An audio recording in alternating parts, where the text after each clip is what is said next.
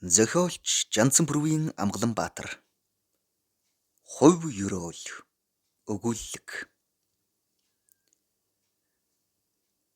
Авсаархан хэрнээ эзэн хүний ураатайг илтгэх шаг хийсэн дөрвөн хантын хоймор эзэгнэх тахил эндэрт зул бадамлан арц хүчсийн үнэр гэр дүүрэн анхилж бурхан номын дагшин байдлыг илтгэнэ. Багш нь шавьяага санаандгүй нүгэл үйлдээд тамийн оронд очлоо гэхэд өөрөө шатан байж гаргаж авдаг ёстой гэд заян хүрээний гүртэмб Аана Жамбал самтооны цамхраа өнгөх жаргах нарны сүүлчийн туяаг таатайхан харж аманда маань гөвтнөв. Багш ламтан энэ өдрийн турш ойрын шадар цөөн хідэн хувраг гарын шав нартаа энхүү захиас хүслээ гүйцэн сойрхоод байгаа нь энэ. Баг үдээс эхлэн маргаашийн дүйчин өдрийн тахилд өргөл болгоож Ямааны өөхийг шорон будганд оруулан өнг ялгаж тун нарийн хийцтэй гурвалжин босоо цац хэлбэртэй балингийн нар сар бүхий чандман оройг өнг ялган хичээнгүйлэн үйлдэх балдан хүүг ламбагшин ойролцоо дислэн морилох шавнар нь үл ойшоо тэгхэл ёстой зарц барлаг тогооны хүн гих аятай хайнга хандан. Шавнар минь цагийн ая тухгүй диж гачаал нөмрлөө. Энэ цагийн өнгөнд хувраг хүн орхимжоо нөмрөн жанж халах эсвэл шар шупталж эхнэр авахаас өөр замгүй бололтой. Цөвөн цагийн өнгөнд муу бүхэн сэргэж айлвд дийлдэхгүй бяджин түмэн олонд уршиг тарих нэгуртай хэмээн номд өгүүлжээ. Багш нь тун ойрхон нартыг огоорч Сухавадын орноо зорино. Учир иймд та нартаа хичээнгүйлэн захих нэгэн зүйл байна гэд анхлам үнэрт зандан ирэхээ имрэн хэсэг азнаад. Одоо эдлэн буй жаргал зовлон чинь та нарын энэ насны болон өмнөх төрөлдөө хийсэн үйлүүдийн чинь сайн ба муу үр боловсрохоос хамаарч байгаа. Иймд үлдсэн нас амьдралдаа хожмын зовлонгийн шалтгаан болох буруу зөрүүгээс хол ангид байх тухай үргэлжид санаж яваарай.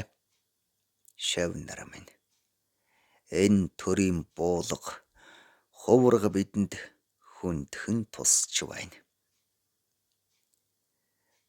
Донойг эсгүй та энэ хэдэн нэг эмхлээд бүгд хар болж амжиргаа залгуул. Харин энэ балданга миний эзгүйд хойшоо мандал сумын булгийн модны зүүн ангирын бэлийн дэвсэгт төвхнүүлнэ биз. Одооноос бүгд банжхай хэмээн авгайлан дуудаж угаарай. Хэмэх үед хонх дамар тачигнан нэгэн хэвийн айзам хэмнэлээр дүнчүүр маань хөгжин атал орвонгоороо эргэж мөнөөх үйл явдал лам хувргууд хоосон орон зайд уусан оргүй арилах мөрт оронд нь буус илм агссан цэргийн хувцастай хүмүүс орон гертэн дайран орж ирв хэмээн өвгөн ахай зүүдлэн учиргүй цочин сэрв. Гончгсөн минь ёроолоор учирсан багш минь буян хүссэн байх та хэмээн өндийсэн банжхай овор ихт биедээ түүртэн өндийж тахил дээрх бэлэн зэхээний зулыг өргөөд юун тухандгүй гадаалв.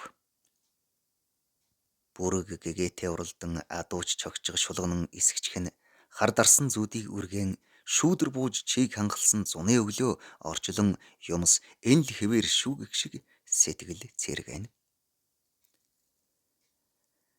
Насны наран хүүшилж далд өхөж яваа өвгөн банжхай хөнгөн цайлаад заншил ёсоор хаяад ирлэх ой руу сажлав. Өвгөн багшаасаа хугацаж булаг уулынхаа хаяаг бараадан хорвоогийн бор хоногийг өнгөрүүлэх болсноос хойш барагтай 160 илээжээ. Нялх чилэнгэр бургас бутыг сүлжин дадсан жимээрээ маймар алхахын сацуу хар дарсан зүудний учиг өөрийн амьдралаа нэхэн санахгүй хөнгөн гониг төрнө. Энэ өх мөргөцхийн тэр байцыг нэг сөхөрчгэлгүй шиг туулчихвал параг булгийнхаа тархинд гараад ирлээ дээ. Тархинд ч гэж дээ. Нарийн давал сэрдэн оргилөөд гарвал өнөөдөр харахгүй. Эрийг нас уулыг цас гэж өөрийгөө ингэж л хуурах хастаа. Нар битүү энүүхэн зураан эхэнд хүрэхтэл боллоо гэд нэгэн унанг дарих сандайлж амсхийн суув. Онжлоонд хэн нэгэн аялуулсан аятай хүн үрээд явах хэр хэсгэн гişүү мод бөөгнүүлээд орхисныг өвгөн нүдгүйлгэн хараад нүүрэндээ инэвхийлэл тодруулахаж өвгөн матсаар сайхан цагаан нүүрний оройг хялганан ойн захад гарч ирэх үе ургах наран таатайхан ээж угтав. Уулын хэр багахан зохионы нүмерт банжихаа ийн суух нь хэвшил болоо. Айсын салхинд моддын навчс сэржигнэж энгэр газрын агиганг хамар цоргихажээ. Холгүйхэн зохион дээр салхич хэрэг хон дуугарч арын модонд гөрөөс буйхран бэлэн айлуудын гадна үхэр мөөрөлдөн гүн зилнээ унаг уянгалуулан янзхахын зэрэгцээ бяцхан жаалууд гэрүүд хооронд хашгиралдан гүйлтэх нь бүгдхэн сонсогдоно. Энэ бүгд эг шиг нийлэн сэтгэлд нэн таатай.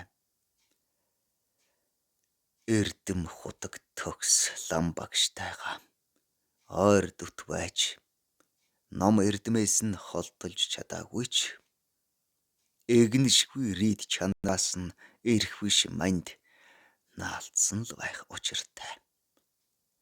Энэ зэрэгтэй орчлонгийн тоос хөдөлгөж яваа минь багшийн минь л авшиг гэгээ минь хэмээн сүслэн залбирх үед сэтгэлийн наран гийж өнгө тунамл байгалийн үзэсгэлэн цогц нүднээ бүрэлдэн бурхан бомбын орон луга үзэсгэлэнтэй оршиж олон хуургуудын хоолой нийлэн хорших уншлага ай саваар нэг дуурсах шиг болоход өн эртний дурдтгалд умбан орвоо. Хүүг 13-ны жилээ угтах тэр зун ханд хүүхнийд холын хамаатан гэгдэх шалхгар бүдүүн лам морилон ирсэн нь Жамбал гүртэмб байв. Аанай Жамбал нутаг орондоо хүндтэй нэгэн ажээ. Аагуу налгар харагдавч амтэн хүний аргыг олж хэдийдээ амжуулав гэмээр ямар ч төвхтэй асуудал байсан уруу дараа гэлтгүй хэн хүний хандсан зүйлийн эвийг олж гүйцэлдүүлэн тус хүргэх нь олонтой. Тэр хэрээр өөрт хэрэгтэйг гүйцэлдүүлэн амжуулах ба атгалаад нутаг орондоо нэр хүнд буур суурайн хадгалах билгөө. Хижээл насны лам ойрын садан нунж хөөхнийд ирсэн нь далд учиртай ач. Энэ тухай өгүүлэхэд тэр жил унаг тамгалах найрнаар байцаа харамлсан азраг уурсан ухс хийж хандын золгүй хүүхдийн хуухнагийг зомлож орхисныг мэдэх билээ. Тэр хүү өсчөндийсэн байх учиртай. Тийм бол гар хөлийн үзүүрт зарж тогоо баривлбал өөрт нь гэз задгалан явах нэг боломж ээжд нь бас нэг хоолны сав хувиа харах хоёр дахь боломж юм. Далдын далд холыг харсан хамгийн гол санаа бол хаштан эхнэр авч амьдрал зохиох нь нэт эргэтэн дутуу молих хүүгийн ухаан саруул хийгээд бодит сэтгэлтэй нэгэн байгаад цаг хугацааны явцад сүжиг бишрэл төрж батжвал орон газрынхаа сүм хийдийн эд хэрэглэл орлого зарлагыг тооцон хариуцах сайн дэнч Өвгөн лам нарыг насан эцлэхэд шашны зан үйлийг цалгардуулахгүй аваад явах залгамж халаа байгаасаа гэснийг билээ. Дам дамаа холыг харж хэтийг бодсон аагүй Жамблын энэ мэт цараа аана хэмээх авгаалсан нэрийг олсон гэлтэй. Балдан хүү Аана Жамблынд ирсээр 10-аад жил өнгөрөхөд Гүртэнгийн хүсэл талаар болсонгүй. Хүүг шад ном тарин мэгзэм цээжлүүлж илтвэлсэнгүй.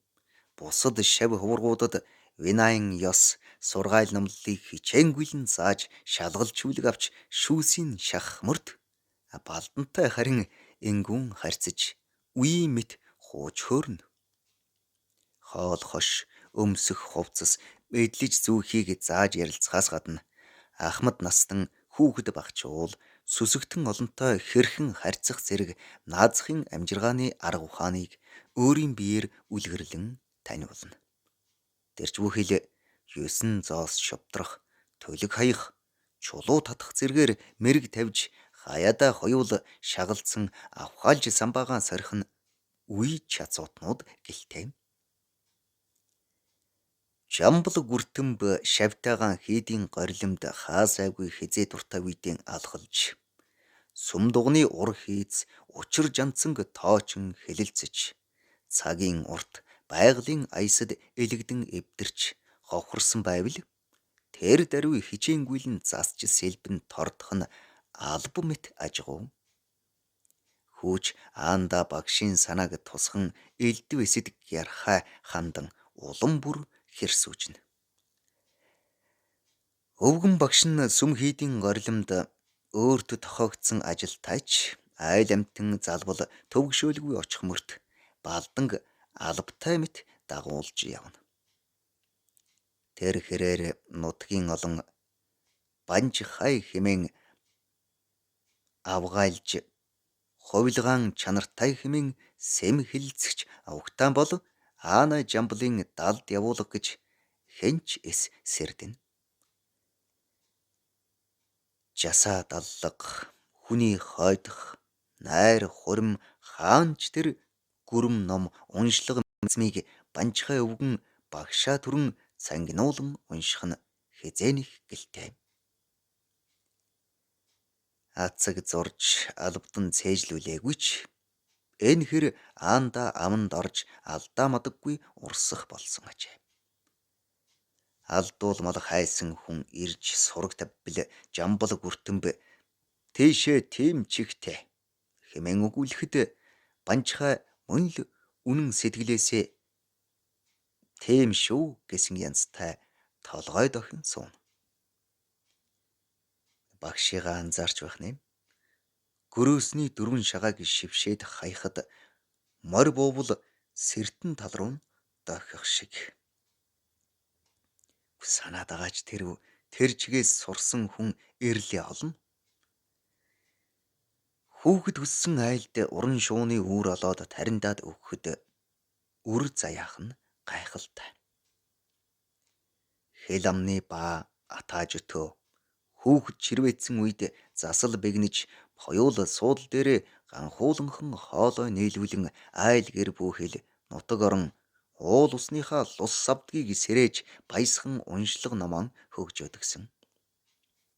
Тийн атал ороо бусгаа цагийн эрхэнд эрдэмт багш нь урд шөнийн зүүдэнд үзэгдсэнчлэн шадар болгож шав нартаа сургаал хайрлан үдэн гаргасны ард гарын бороохой зуурж уйлах ганц шавдаа гэрээс л явгаа захин болгоосон ажээ. Банжхай минь багш нь эндээшээ цагийн өнгийг сөрж барамгүй боллоо. Цаг цөвөрч хүрээний аль олигт мяндагт лам нар ховрдож дүүрлээ. Хувьсгал цэргүүд өнөө мөдгүй намайг авахаар ирэх нь тодорхой. Ийм болохоор миний явсны ард доной гисгүйд очоорой. Чиний төрсөн нутаг. Багшийнх нь багш Баажа Гялхайм буур тэр хуучин хонд чамд ээл буйна өгнөө. Булаг уулынхаа ойг цэвэрлэн үүргийн гишүү цуглуулж айл аймгийн улсад тус үйлдэж яваарай. Цөвөн цаг 1:60 барглаад дүүрнэ хэмээн гэгентний лүндэнд альцсан байдаг. Багш нь шажин ном маань эргээд дэлгэрэх цаг ирнэ гэж найдаад шав чамд энэхүү судрыг хадгалуулъя. Үүргийн гишүү уншсан майнын чин тоотой тэнцвэл сая буян хутгийг олж энэ яваа насны чинь хэрэг миний хойчийн буян гүйцэлдэн хэмээн өгүүлсэн билээ. Урдын явдал цадиг төвхийг онгочин хээрийн хойморт алсыг толтон суух ил настны нүднээ нэгэн зүйл торхгүй бодол санаа нь буй ертөнцөд иргэн ирвэ. Өвгөн цэйлгэр нүдээ нухлан сайтар ажваас алсад зурайх их замаас салж булаг уулын горхины доод гарам чиглэн нэгэн жижиг тэрэг шил толио гялалзуулан айсвэ. Сутгалан гармаад чиглэнэ гэдэг чинь яалтгүй манайхыг зорь бололтой хэмээн өвгөн гэрээдээ яарлаа. Уулын руу явж сурсан газар тулдаан арга цааж сажилсаар банжхайг гэртээ нэг юм ирэхэд сүү шиг цагаан хөнгөн тэрэг хэдийнэ ирчихсэн гэрийнх няндангаас утаа бургилж байв. Өвгний бараанаар нэгэн хар хүү гүйн ирж мен тус мэдээд сугдан авлаа. Босго давхта зэрэг доной өвгөн ингэр заамаа товчлон ёс төртөө угтан золгов. Мend мэдсний ард доной банжхай минь урдийн юм улуулж өнөөгийн юм зулуулж байна хөө. Шажин номыг хорхоон болсон. Заяын хүрээний хуучин хэд маань цуглаж зөвлөлдөөд бэлэгт сайн өдрийг сонгож тогтсон. Гэсэн хэдий ч чухам ямар тухайд аль судраар эхлэн уншлага намаа хөгжөөхөө шийдэж эстөвдөн танайд зорж ирлээ хэмэв. Энэ сацуу банжхай уухайн тас өндөөж идэр залуу хүн адил шаламгайлж нэгэн судрыг үг дуугүй өргөн барихад доной гүнээ хүндэтгэн адис авч хүртэв. Ивэлт багшийн итгэлт хоёр шав арц хүж ойгуулан баримтаг юуг нь бишрэлтэй нь аргагүй нээхүй бэлэг оюуны дээд хутагт сайн явдлын ёроолийн хаан судар 9 эрдний өнгөөр туяаран орших авхай. Зохиолыг бичсэн Жанцанбүрвийн Амгалан Баатар. Уншсан Эрхэнбаярын Баттарч.